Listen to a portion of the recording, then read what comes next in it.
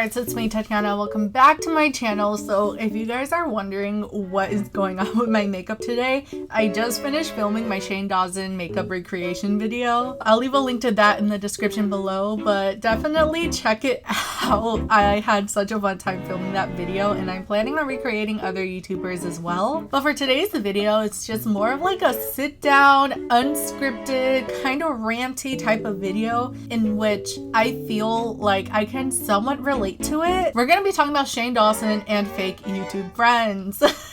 Some people might find this video to be incredibly shady, but frankly, I hope that this person just forgot about me like the way I forgot about them, and just the whole fakery around YouTube friends reminded me of this person, and I just want to talk a little bit about my experience with this. I don't want to go into too much detail about it just because I feel like I'd be reigniting old drama that I feel like me and this person have put to rest. They've moved on, I've moved on. Like, if they happen to come across this video, I am not trying to start up drama, which is why I'm not going to bring up what happened, but I'm still going to talk about you because you were kind of fake. I feel like Shane Dawson has definitely demonstrated an example of a friend who will ditch you to be with the popular crowd. I think it's absolutely disgusting the way that he's just sided with Jeffree throughout this whole thing, as opposed to Trisha Paytas, who's literally been his friend for 12 years. That's just insane to me. Can you imagine? Just imagine literally leaving your friend behind, doing her so dirty to be friends with Jeffree Star, who doesn't even like you. The man doesn't even like them. And then it came out that Shane doesn't even like Jeffree. So I'm just like, this is just a very toxic friend circle. What even is going on here? Y'all just all need to distance yourselves from one another, because it's just not a good look. It's very unhealthy. The way that people will just use other people for clout is so ridiculous. But of course, like, it's money. These people are all super money hungry. They're all rich. They live in LA. What is it about LA that just makes people so fake? Is it just because I live in LA, I'm like automatically just so much better than you? Because I don't want to go to LA. The whole YouTube scene over there just seems incredibly fake and toxic, and honestly, I just don't understand. Why?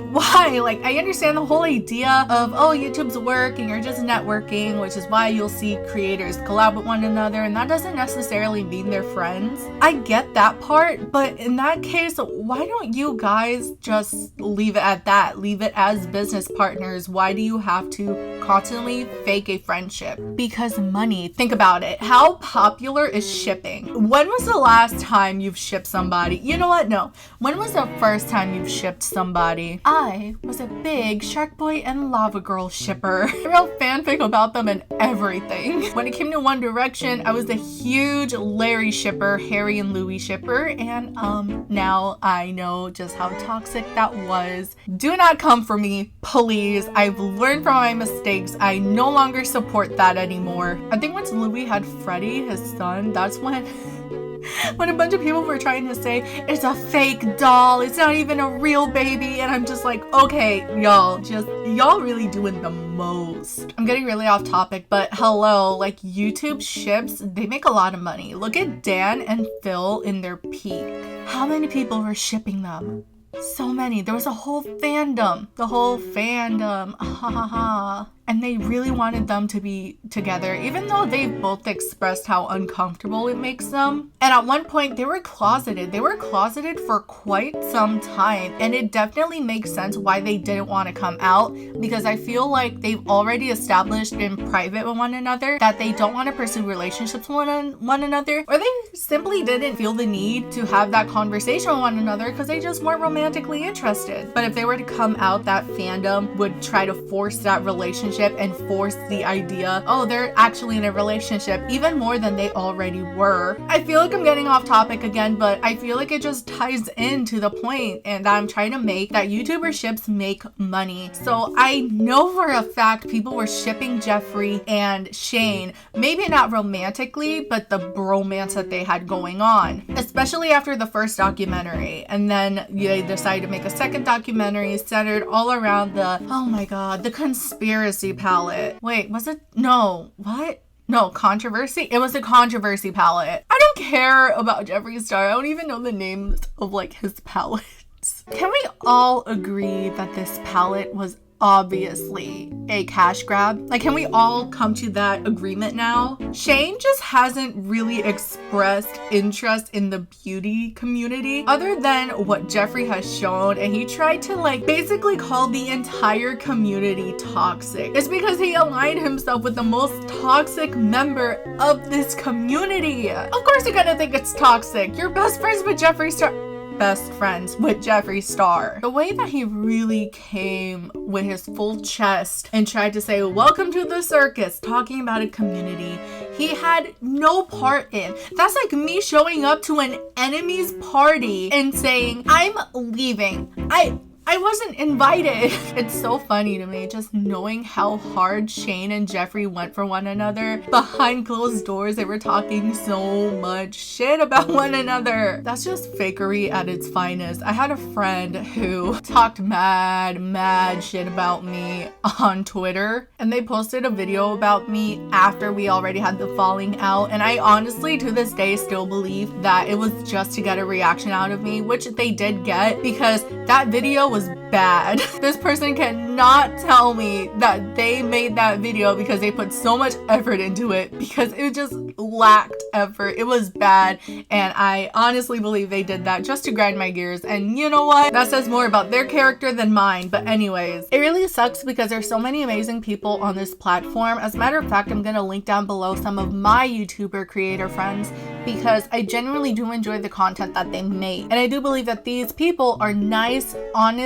genuine people who do make this content because not of money, but because they want to, and it really does show in the effort that they put into their videos. I feel like a lot of YouTubers are very money hungry and they're very blind because all they see are dollar signs, especially someone like Shane Dawson. He'd put on this whole show about being an empath and feeling with one another, and now that that mask has completely fallen off, what are we left with? Like, if he were to come back on YouTube, because Trisha did say, well, more like hint at making a huge comeback and working on a whole project, what is he gonna do? He's not an empath anymore. He's not this nice, friendly, unproblematic king anymore. He lost his best friend of 12 years. He's lost a couple other friends within the YouTube community. Garrett is shading one of his best friends, Jeffree Star, in a recent video, which is beautiful, a masterpiece, honestly. I don't know what he's gonna do. I think he's gonna probably come back and talk about what it's like being canceled. Maybe do a whole documentary of all the things that he's done since he's been off the internet.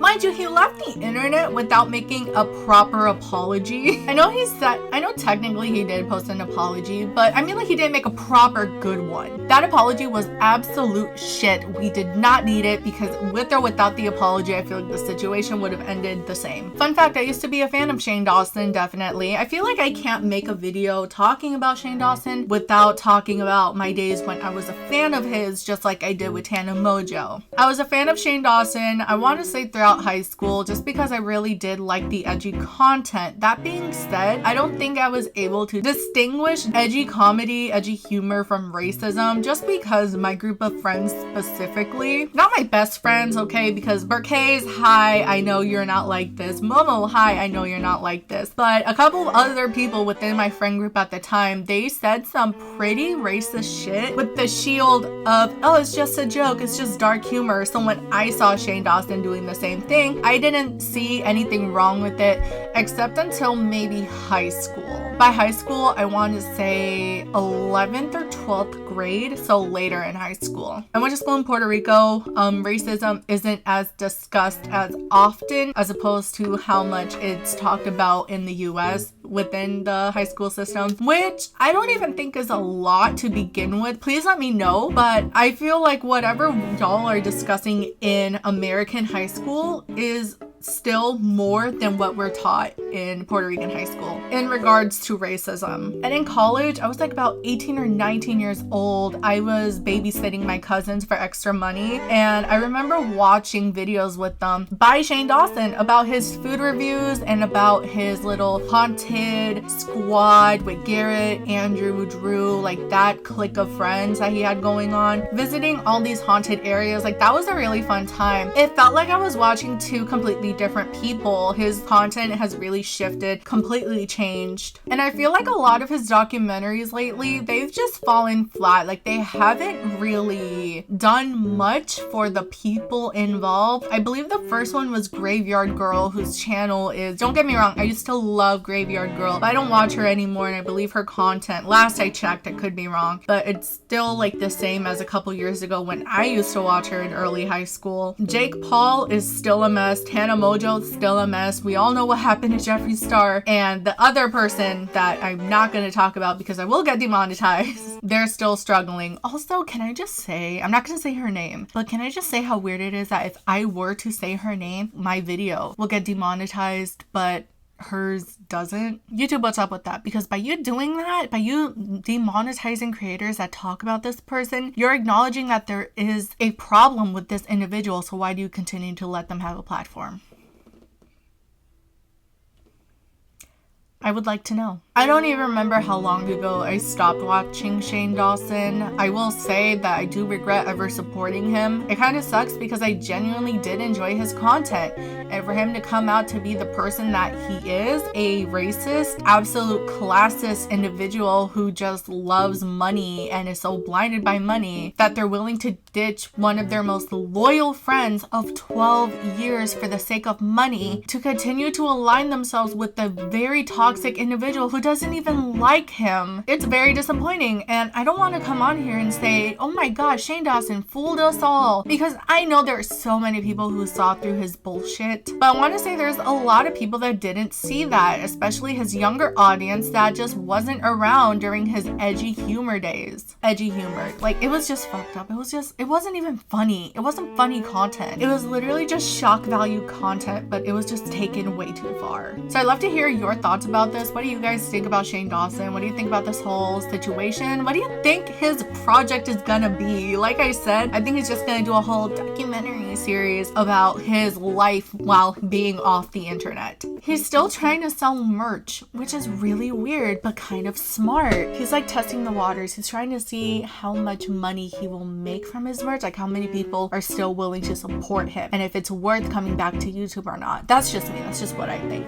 Alright guys, so that's it for this video. Don't forget to check out my last upload where I did recreate this makeup look. It is up in the cards. It's Shane Dawson's makeup look. Don't forget to comment below your thoughts. Hit that like button, hit that dislike button, who cares? And don't forget to subscribe. And don't forget to follow me on all my social media down below. And that's it for today's video, guys. Thank you so much for watching, and I will see you guys next time. Bye.